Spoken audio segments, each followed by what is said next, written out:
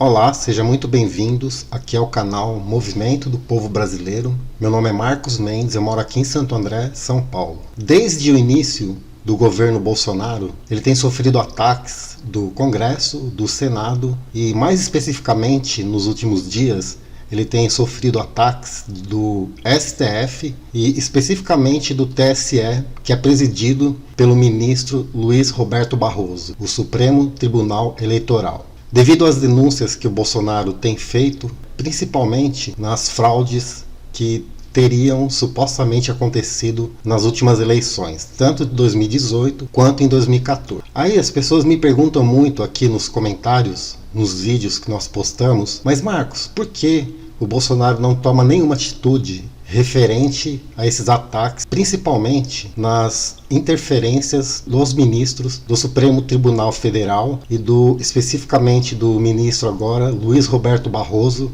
que tem interferido especialmente na PEC 135, que é a PEC do voto auditável, que foi derrubada agora recentemente no Congresso Nacional. Acontece, pessoal, que não é tão simples assim uma intervenção militar. Por que não é tão simples? Porque o governo Bolsonaro, se ele tomar alguma atitude, ele tem que agir de acordo com a lei. Ele não pode, como ele diz, sair fora das quatro linhas, mesmo que for uma intervenção militar ou intervenção federal. Dito isto, eu recebi um áudio.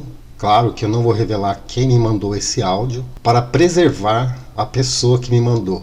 E esse áudio, ele mostra claramente como seria uma intervenção do governo federal, uma intervenção militar. Eu vou colocar esse áudio para vocês, mas eu quero que vocês assistam até o final. Vocês vão entender porque não é tão simples assim o governo fazer uma intervenção federal, uma intervenção militar, principalmente pelos ataques que ele vem sofrendo, tanto da esquerda quanto do judiciário. Então vamos lá para o áudio, eu volto logo em seguida para comentar. Que você vai compreender um pouco melhor essas questões pertinentes a crime lesa pátria ou lesa Constituição, que acaba sendo a mesma coisa.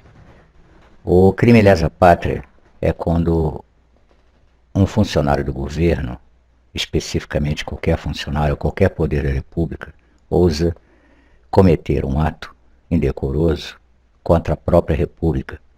Isso representa, por exemplo, as ações indevidas que o Supremo Tribunal Federal, através de seus atuais ministros, estão tomando, como, por exemplo, invasão de prerrogativa em relação ao Poder Executivo e ao Poder Legislativo, ainda não é um indicador de um crime lesa pátria, embora eles estejam ofendendo a Constituição Federativa do Brasil. Eles realmente ultrapassaram alguns limites, mas, como você sabe, na gíria fala-se de corda esticada. Mas as últimas ações do ministro Barroso no Tribunal Superior Eleitoral, ele integra o Supremo Tribunal Federal e é o presidente deste tribunal, agora começa uma acusação frontal à figura do chefe de Estado, chefe de governo, que é o presidente da República. Isso, em hipótese nenhuma, pode ser admitida, porque qualquer ação protocolar contra a presidência da República deve ser efetuada através da Procuradoria-Geral da República, que deve ser provocada, ou seja, dito de outra maneira, o Supremo Tribunal não tem prerrogativa e autoridade para acusar o presidente ou invadir a prerrogativa do presidente, e muito menos instaurar nenhum processo contra o presidente sem o permisso da Procuradoria-Geral da República, que é o órgão encarregado de fiscalizar os atos do Ministério Público Federal em todo o país e, consequentemente, controlar os processos que envolvam contra a República Federativa do Brasil ou atitudes ou ações indevidas de autoridades públicas brasileiras. Assim sendo, os atos cometidos pelo ministro Barroso e outros, como Moraes, agora estão partindo para tentar invadir as prerrogativas do cargo do chefe de governo, chefe de Estado. Isso caracteriza um perigoso expediente de crime lesa constitucional e lesa pátria, porque está ferindo a autoridade de um chefe de governo, chefe de Estado. Eles estão tentando afrontar a presidência da República, acusando sem provas devidas, cabais e baseados na lei, sobre procedimentos sendo efetuados pelo presidente da República, que está tentando demonstrar para todo o público brasileiro que as coisas estão saindo fora do controle. Nós, brasileiros, temos o hábito de achar que a presidência da República, ou seja, o chefe de Estado e chefe de governo, tem que cumprir os nossos desejos. Isso é um ledo engano. O presidente da República tem a função de governar como chefe de Estado e chefe de governo do país. E ele, até o presente momento, tem estado dentro das suas prerrogativas e respeitos constitucionais. Ele não tem utilizado nenhum recurso que, evidentemente, já poderia ter utilizado, segundo o critério do povo, na invasão de prerrogativas, por exemplo, de membros do Supremo ou a inércia operacional do Congresso Nacional. Pois bem, o Supremo Tribunal Federal, para ser mais exato, os membros do Supremo Tribunal Federal têm invadido prerrogativas e ferido a constitucionalidade legal do país quando está invadindo um Congresso Nacional e também agora o Poder Executivo numa franca e perigosa ação e expediente de crime constitucional. Isso pode gerar do Conselho Nacional da República, do Gabinete Institucional e também do Ministério da Defesa, junto ao Presidente da República, um aviso pertinente, um aconselhamento para que ele tome providências para restaurar o equilíbrio institucional brasileiro. O povo brasileiro crê ou acha que o presidente deveria fazer isto ou aquilo. O presidente tem comportamento de chefe de Estado e chefe de governo e tem que respeitar as prerrogativas do seu cargo e, principalmente, cumprir a Constituição à risca. Ou seja, ele só pode tomar uma atitude quando o Conselho Nacional da República, ou o Gabinete Institucional e também o Ministério da Defesa o aconselharem a tomar, na medida em que também o Procurador-Geral da República, o PGR, haver notado uma invasão de crime lesa constitucional ou lesa pátria. Nesse caso, tomando essa atitude, o presidente passará a agir vigorosamente dentro dos preceitos constitucionais. Isso pode significar muita coisa. A decretação do artigo 142 ou do 136, ou especificamente o ato institucional, que é uma prerrogativa única e exclusiva do presidente, no qual passa todos os poderes constitucionais para as mãos do presidente da República. Inclusive, cessa-se todos os direitos civis de todos os brasileiros e ele tem autoridade suprema, com apoio das Forças Armadas, garantido por preceitos constitucionais, a fechar o Congresso e o Supremo Tribunal Federal por estarem agindo contra a República. Pode se perguntar o seguinte: por que isso ainda não foi feito? Porque isso não é feito segundo as expectativas da nação ou do povo, mas sim quando determinado momento ou atitude ou ação se faz necessária na emergência de se ver ameaçar a República e o equilíbrio institucional do país. Você compreende isso? Então tudo tem um momento certo para ser feito, realizado dentro do espectro da lei. O presidente da República só pode tomar uma atitude quando ele julgar, pelo seu próprio critério, consultando o Conselho Nacional da República, de que não há outra saída a não ser fechar o sistema e promover uma restauração da ordem pública no Brasil. As providências seriam a decretação ou do artigo 142, ou mesmo de um ato institucional que é muito mais forte que o artigo 142, a colocação de tropas federais em todos os estados e municípios, no país como um todo, e, eminentemente, a prisão sumária de todos aqueles que, pelo Conselho Nacional da República, Gabinete Institucional, Ministério da Defesa, ou com a participação do PGR ou não, decretaram uma intervenção absoluta no Estado brasileiro. Isso representa, no caso do artigo 142, que dependeria de aprovação do Congresso. Caso o Congresso não aprove, aí sim, o presidente poderia lançar mão do expediente da decretação do ato institucional, que é um ato privativo da Presidência da República, na qual todos os poderes constitucionais saem do papel e vão para as mãos do Presidente da República e das Forças Armadas. Com crise institucional instalada a partir da promulgação de um ato institucional, o presidente pode fechar o Supremo Tribunal, fechar o Congresso Nacional, controlar as vias de comunicações em todos os sentidos, cercear direitos civis, promover toque de recolher ativo em todo o país. Então será realmente aquilo que nós chamamos caos institucional, porque o presidente usará da sua força como chefe de governo, chefe de Estado e agora chefe absolutista dos preceitos constitucionais. O que está acontecendo no Brasil é que o Supremo Tribunal Federal, ou seja, os membros do Supremo Tribunal Federal e do Tribunal Superior Eleitoral, estão numa franca campanha, numa picuinha política, em ativismo político, contra a figura do presidente da República, que é o chefe de Estado, chefe de governo. Isso, obviamente, terá que chegar a termo, de um jeito ou de outro. Não temos nenhuma saída emergencial diante desse quadro que vem se formando. E as pessoas ficam cobrando muito do presidente, mas deixa eu lembrar, você me parece um pouco novo, me parece, né?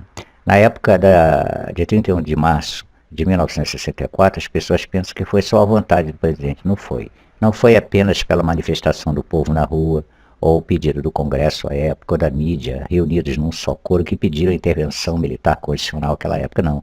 O fato é que decorreram 10 anos anteriores, antes daquele desfecho. Veja bem o que eu estou explicando para o senhor. Levou 10 anos antes da promulgação de 31 de março de 1964 da intervenção militar constitucional. Não foi uma coisa da noite para o dia. Nós estamos aí com o Brasil em crise há 2 anos. Isso não quer dizer que vamos esperar 10 anos, porque a crise que está se aprontando ou se estabelecendo no Brasil a partir dessas últimas ações do TSE e do STF apontam para uma sugestiva interferência do Poder Federal Executivo em todos os poderes em breve. É uma questão de tempo. Ou o que deveria ser o ideal, o Supremo Tribunal Federal recua para sua posição e poder e prerrogativa constitucional, tanto quanto o TSE, ou então, se continuarem os ataques e as investidas com a tentativa de criminalizar o chefe de governo, chefe de Estado, sem provas contundentes, baseado apenas no achismo, porque é isso que eles estão fazendo, vai obrigar o Conselho Nacional da República, o Gabinete de Segurança Institucional, o Ministério da Defesa e o Presidente da República a decretar uma intervenção militar constitucional do país. Isso será, do ponto de vista prático, muito desastroso, porque isso interfere em muitas coisas, inclusive no plantel econômico do país. Então esperemos que esses senhores, embora não tenhamos essa esperança, ponham a cabeça no lugar e recuem antes que seja tarde demais. Porque uma vez decretado tanto o artigo 142, com a aprovação do Congresso, o recusa do mesmo, que aí estará comprometida a ação do presidente, ele terá que lançar a mão de outro expediente, o ato institucional. Se for promulgado, aí sim o Brasil entrará num momento muito crítico, institucionalmente e legalmente falando. Esperemos, embora eu particularmente não creia, que os ministros do Supremo Tribunal Federal e do Tribunal Superior Eleitoral não vão recuar, porque eles estão no ativismo político patente contra a figura do presidente, o que caracteriza-se como um crime lesa pátria, porque não se pode afrontar o chefe de governo e chefe de Estado. Isso não é possível sem uma ação devida promovida, por exemplo, pela Procuradoria-Geral da República com todas as provas contundentes. Eles estão, em suma, abusando, extrapolando as suas prerrogativas e isso tem um preço. Há um preço a ser pago. Se eles querem pagar para ver, eles vão acabar tendo a resposta que querem, ou seja, uma intervenção federal. E se isso acontecer, aí sim o caldo vai entornar de vez. Ok? Um abraço para você. Então, não é tão simples assim. Acontece que o ativismo judicial, principalmente essa CPI que foi criada, que é um circo parlamentar de inquérito, tenta a todo custo imputar algum tipo de crime contra o presidente. São criações inventadas, chegaram ao absurdo de tentar criminalizá-lo por charlatanismo ou curandeirismo. Isso é o ápice do absurdo. Pessoas como Renan Calheiros, como Omar Aziz, como Randolph Rodrigues, são senadores que não têm moral alguma para julgar ninguém. São pessoas que têm vários processos, principalmente o Renan Calheiros, que tem 17 processos no STF, 8 processos são em sigilo.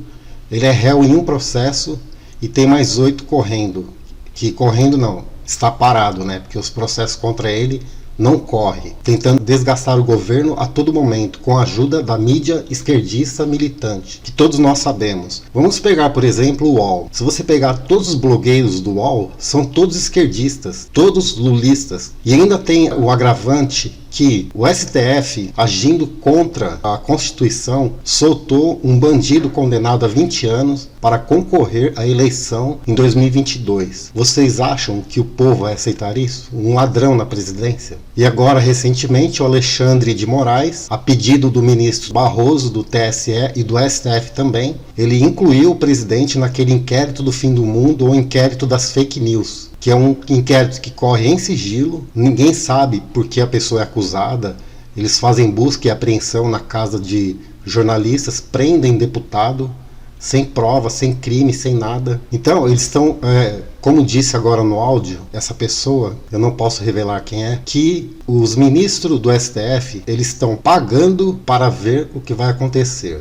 Acontece que tem um ditado que diz, quem tem a pólvora na mão, tem o poder. Vocês entenderam a pólvora, né? Quem tem a força militar. Vou resumir, como disse o comunista Mao Tse Tung, quem tem o poder das armas é que manda. Então, os ministros do STF, eles já romperam a corda e a todo momento eles estão atacando o nosso presidente. E isso não vai ficar assim, vocês podem ter certeza. Acontece que Tudo tem um momento e a hora exata. Nada acontece antes nem depois. No momento certo, se os ministros não colocarem a mão na cabeça e começarem a refletir e falar: isso que eu estou fazendo vai dar M.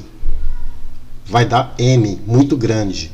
Então nós esperamos que os ministros do STF ponham a mão na cabeça, tá? Os senadores parem com essa palhaçada. Nós esperamos que parem de interferir no governo federal, que foi eleito com 57 milhões de votos. Ponham a mão na cabeça e reflitam que isso vai ter um preço muito grande para eles. Para você, que é um cidadão de bem, não vai ter nada, você não tem nada a temer.